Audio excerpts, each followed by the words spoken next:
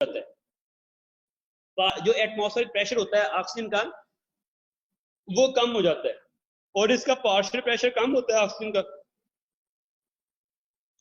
जब partial pressure कम होता है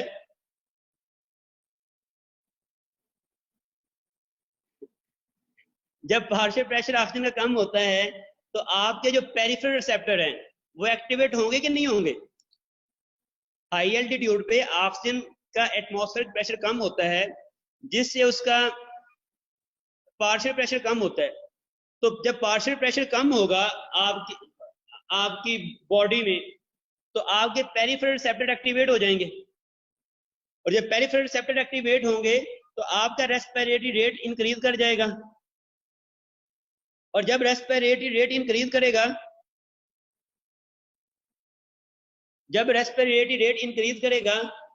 तो कार्बन डाइऑक्साइड का लेवल आपकी बॉडी में कम हो जाएगा, और जब कार्बन डाइऑक्साइड का लेवल कम होगा तो आपको रेस्पिरेटरी एल्कलोसिस हो जाएगा।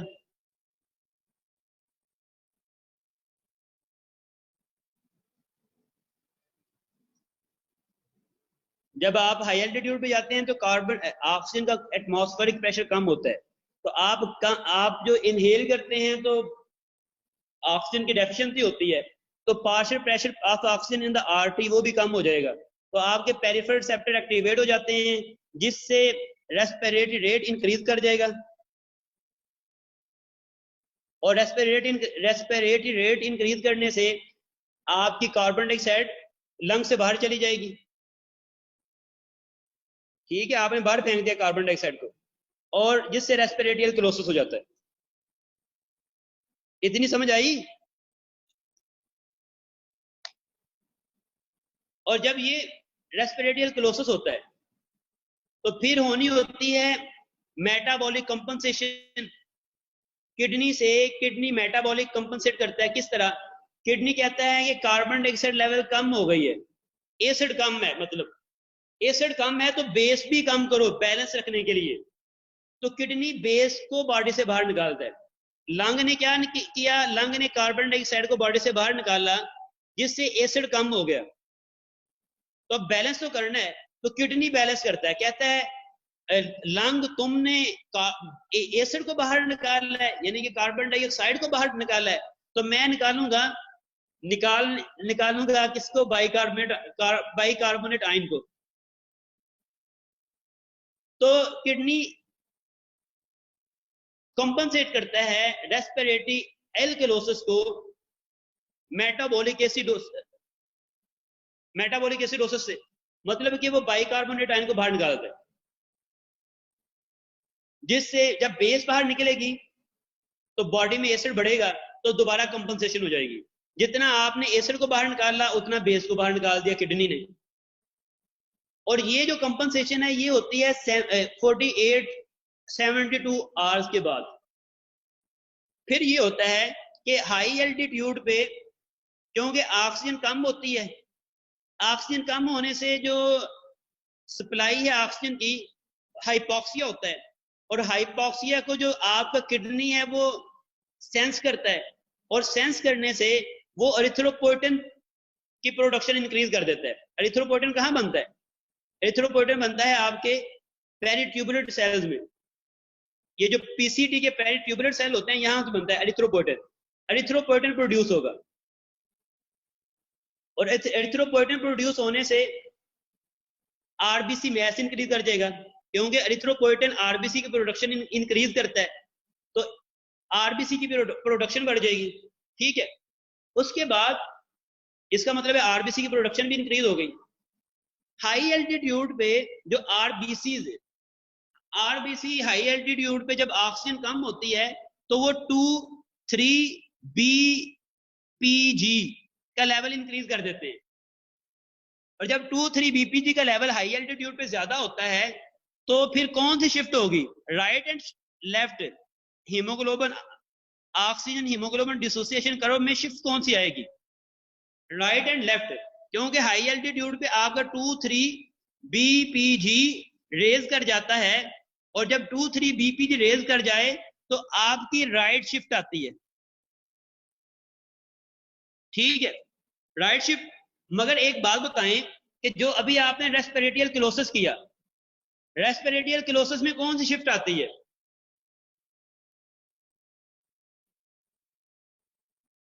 रेस्पिरेटियल क्लोसिस में कौन सी शिफ्ट आती है? एल्कलोसिस में कौन सी शिफ्ट आएगी हीमोग्लोबिन डिसोसिएशन कर्व में? लेफ्ट वो शिफ्ट आती है। तो एक तरफ लेफ्ट शिफ्ट भी आ रही है और एक तरफ राइट शिफ्ट भी आ रही है। 2,3 बीपीजी राइट शिफ्ट करवा रहा है और रेस्पिरेटियल क्लोसिस जो है वो आपको लेफ्ट शिफ्ट करवा रहा है।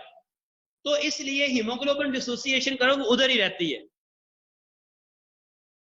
हीमोग्लोबिन डिसोसिएशन कर्व जो अल्कलोसिस है वो आपको लेफ्ट शिफ्ट करवा रहा है। लेफ्ट शिफ्ट इस तरफ है, लेफ्ट शिफ्ट इस तरफ है और राइट शिफ्ट इस तरफ। 2,3 बीपीजी राइट शिफ्ट करवा रहा है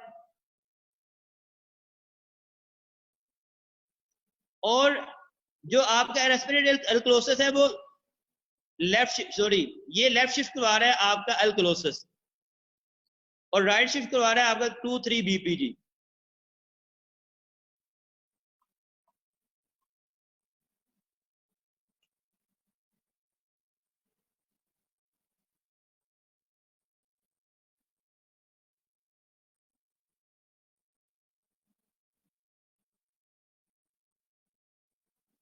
देखें जी, ये आपकी थी, ये आपकी हीमोग्लोबिन डिसोसिएशन कर्व है। ये जब अल्कलोसिस हो तो ये लेफ्ट शिफ्ट आती है इसमें, और जब 2,3 बीपीजी का लेवल इंक्रीज हो तो राइट शिफ्ट आती है। तो 2,3 बीपीजी का लेवल इंक्रीज करता है इसमें,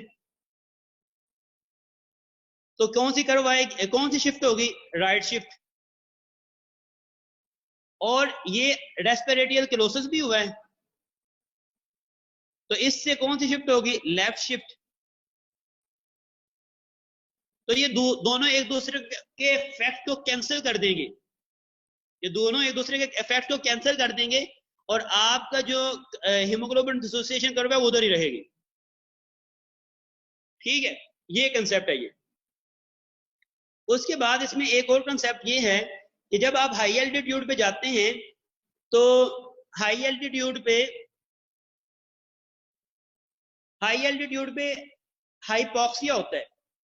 तो बॉडी की जितनी भी ब्लड वेसल्स हैं, जब हाइपोक्सिया होता है तो उनमें वेजो कंस्ट्रिक्शन होती है, उनमें वेजो डायलेशन होती है।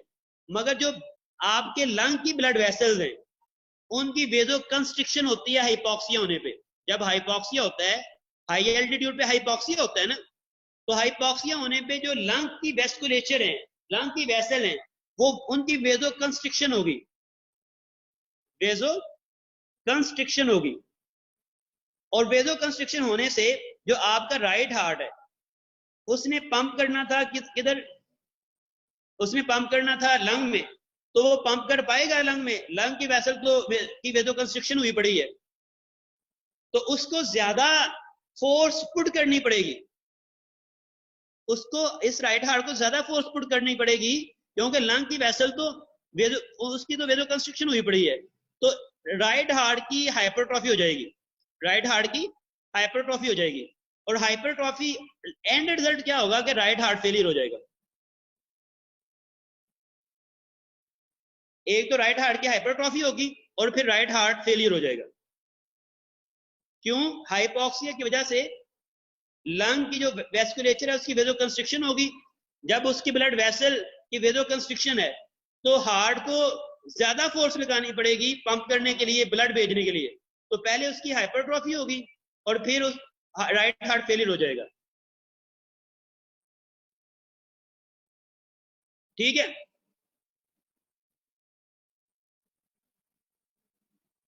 और लंग की वजह से अगर आपका राइट हार्ट फेल होता है तो इसे कहते हैं कोर पल्मोनेल, काज लंग हो तो देखें पहले आपकी ऑक्सीजन का लेवल कम हुआ हाई एल्टीट्यूड पे, तो आपकी बॉडी में partial pressure of oxygen in the artery कम हो जाएगा, पेरिफेरल रिसेप्टर उसको सेंस करेंगे और रेस्पिरेटरी रेट इंक्रीज हो जाएगा, हाइपरवेंटिलेशन होगी, जिससे कार्बन डाइऑक्साइड का लेवल कम हो जाएगा, तो रेस्पिरेटियल क्लोसिस होगा। रेस्पिरेटियल क्लोसिस से जब होगा तो किडनी उसको रिस्पॉन्स कर देगा कि बॉडी से एसिड बाहर निकला है, यानी कि कार्बन डाइऑक्साइड बाहर निकली है, तो मैं बेस को बाहर निकालता हूं। तो किडनी एक्सक्रीट करेगा बाइकार्बोनेट को विदिन 8 to 72 आवर के बाद। उसके बाद क्या होगा कि हाइपोक्सिया होने की सूरत में जो आपका किडनी है वो एरिथ्रोपोइटिन सेक्रीट करता है, और एरिथ्रोपोइटिन से आरबीसी मैस इंक्रीज करता है, हेमाटोक्रिट बढ़ जाएगा, आपकी एचबी बढ़ जाएगी, हीमोग्लोबिन बढ़ जाएगी। उसके अलावा मैंने ये बताया कि जब रेस्पिरेटरी क्लोसिस होता है तो लेफ्ट शिफ्ट होती है। लेफ्ट शिफ्ट का क्या मतलब होता है कल बताऊंगा। और जब आपका 2-3 बीपीजी इंक्रीज करता है तो राइट शिफ्ट होती है। तो इसलिए कोई शिफ्ट भी नहीं होती, दोनों एक दूसरे को कैंसिल कर देती है। फिर मैंने बताया कि जब हाइपोक्सिया होता है तो लंग में वेदो कंस्ट्रिक्शन होती है। वेदो कंस्ट्रिक्शन होने से जो राइट हार्ट है उसके लिए ब्लड पंप करना मुश्किल हो जाएगा, उसकी हाइपरट्रॉफी हो जाएगी और बाद में वो फेल हो जाएगा, राइट हार्ट फेलियर हो जाएगा। ये है adaptation at high altitude.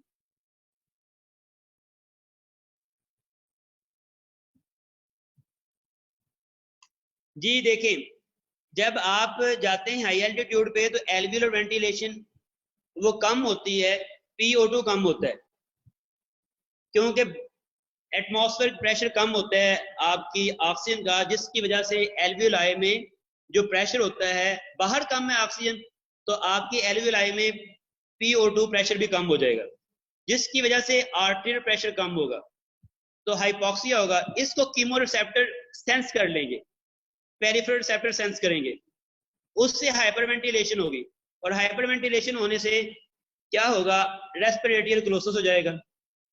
Hyperventilation होने से क्या होगा, रेस्पिरेटरी क्लोसिस हो जाएगा। जब रेस्पिरेटरी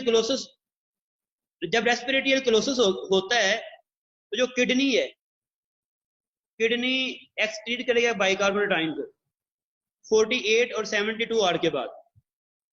जब हाइपोक्सिया होता है तो किडनी जो है वो एरिथ्रोपोइटिन बनाता है, और एरिथ्रोपोइटिन आरबीसी की प्रोडक्शन इंक्रीज कर देता है। 2-3 बीपीजी जब इंक्रीज करता है तो राइट शिफ्ट होती है। 2-3 बीपीजी जब इंक्रीज करता है तो राइट शिफ्ट होती है। Haemoglobin oxygen dissociation curve shift to right, decrease affinity, increase P53। जो फर्स्ट एड है एक बुक में जो मैंने बताया है वो कंसेप्ट उधर लिखा हुआ है, तो आप इधर से याद कर लें, राइट शिफ्ट होती है। और पल्मोनरी वेस्कुलर रेजिस्टेंस, जब हाइपोक्सिया होता है तो जो आपकी वेस्कुलेचर्स हैं, जब आपकी जो वेसल्स हैं उनकी वेजो कंस्ट्रिक्शन होती है, वेसल की वेजो कंस्ट्रिक्शन होती है, और हार्ट के लिए पंप करना मुश्किल हो जाता है, जिससे राइट हार्ट की हाइपरट्रॉफी होती है और फिर वो फेल हो जाता है।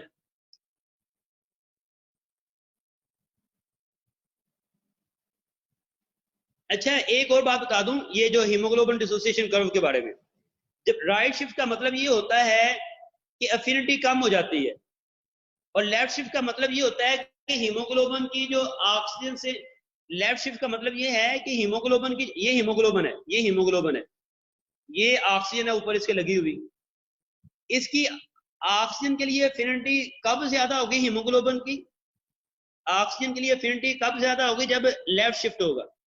तो रेस्पिरेटरी क्लोसिस लेफ्ट शिफ्ट करवाता है। और अनलोडिंग, और जब एफिनिटी बढ़ जाती है तो ये फिर अनलोडिंग नहीं होती, ये कहता है मैंने तो इसको अपने पास ही रखना है, मैंने नहीं छोड़ना, मोहब्बत हो गई है ना।